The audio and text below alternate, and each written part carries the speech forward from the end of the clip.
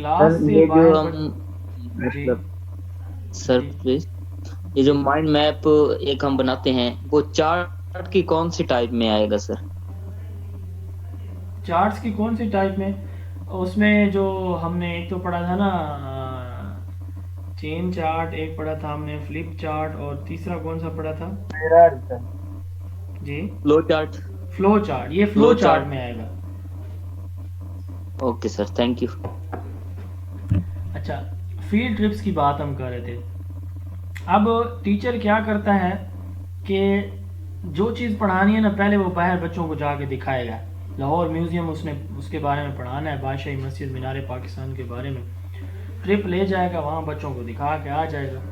ٹھیک ہے، اس نے کوئی پلانٹس کے بارے میں پڑھانا ہے، باہر بچوں سے کہے گا کہ یہ دیکھیں یہ پودے ہیں.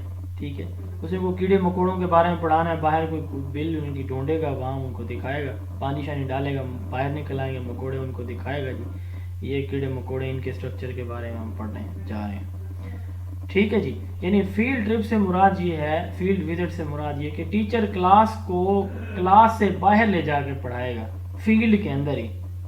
ٹھیک ہے، اس کو field trip, school trip, excursion بھی کہا جاتا ہے. ٹھیک ہے جی. یہ ہم جو ہے وہ کیوں کرتے ہیں؟ تاکہ اسٹوڈنٹ کو ریئل لائف ایگزامپلس دیکھنے کو ملے، فرسٹ ہینڈ انفارمیشن. ہم کہتے ہیں نا کہ اس کی گاڑی، یہ موبائل فرسٹ ہینڈ ہے جی. سیکنڈ ہینڈ، سیکنڈ ہینڈ کا مطلب ہم جنرلی یہ لیتے ہیں کہ پرانا ہے، یوزڈ ہے.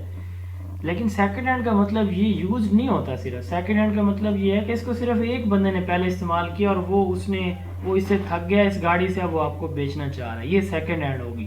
یعنی مثال کے طور پر میں ایک موبائل ہے، میں نواز کو میں سیل کرتا ہوں، نواز کہتا ہے کہ جی سر میں نے خریدنا ہے آپ سے، تو میں نے خرید، یہ اب سیکنڈ ہینڈ ہو جائے گی. فرسٹ ہینڈ کیا ہے؟ جو میں نے خریدا.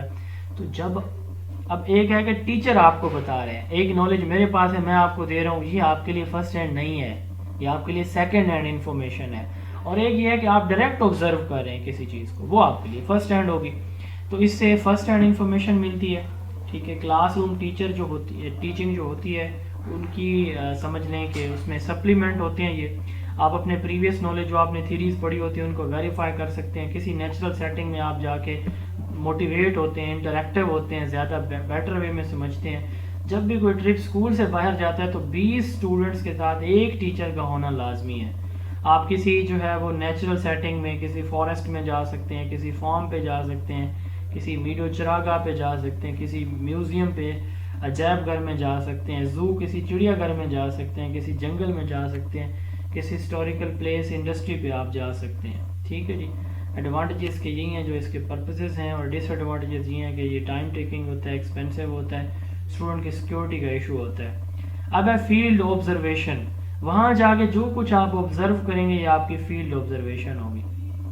جب آپ کلاس سے باہر جائیں گے یہ آپ کی فیلڈ ٹرپس ہوں گی، اور جب آپ وہاں جا کے چیزوں کو مشاہدہ کریں گے یہ آپ کی فیلڈ آبزرویشن ہوگی.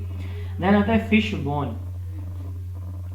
اچھا، کبھی ایسے ہوا ہے کہ کوئی خدا نخواستہ گھر میں کوئی لڑائی ہوئی ہو، تو بظاہر ہمیں لگتا ہے کہ جو ایک ہی بات ہوتی ہے، اس بات پہ لڑائی ہوتی ہے، لیکن جب ہم مکمل تحقیق کرتے ہیں تو ہمیں 3 4 5 7 جو ہے نا آگے مزید جو ہے نا اس کی جڑیں نظر آتی ہیں.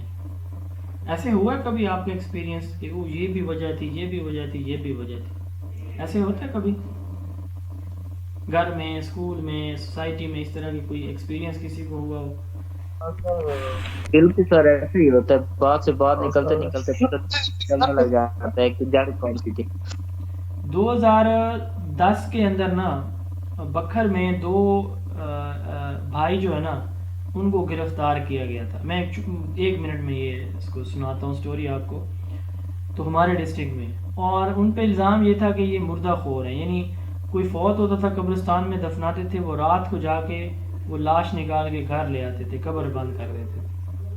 پوری دنیا میں بڑے مشہور ہوئے اور ہمارا ڈسٹرکٹ بدنام ہوا. پاکستان کے کانسٹیٹیوشن 73 کے اندر ان کے لیے کوئی سزا نہیں تھی، پھر کانسٹیٹیوشن میں امینڈمنٹ کرنا پڑی. بہرحال وہ ایک لمبی کہانی ہے، ہم اس طرف نہیں جا رہے.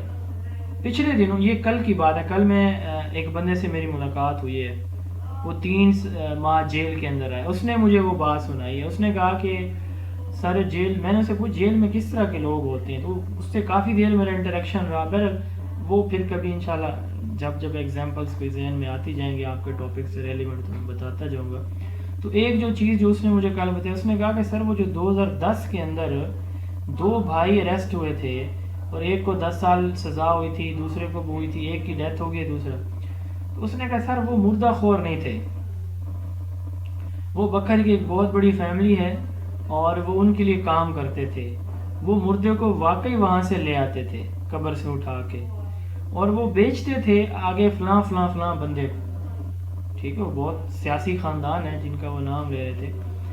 اور وہ جو ہے نا آگے ہڈیاں ہیومن جو بونز ہیں وہ ایکسپورٹ کرتے تھے باہر کے ممالک. تازہ پہلے دن کی لاش جو ہے ہڈی فریش ہوتی ہے، تو جن کی ہڈیاں ٹوٹ جاتی ہیں جو بھی پتہ نہیں وہ ان کا کرتے ہوں گے، اللہ بہتر جانے.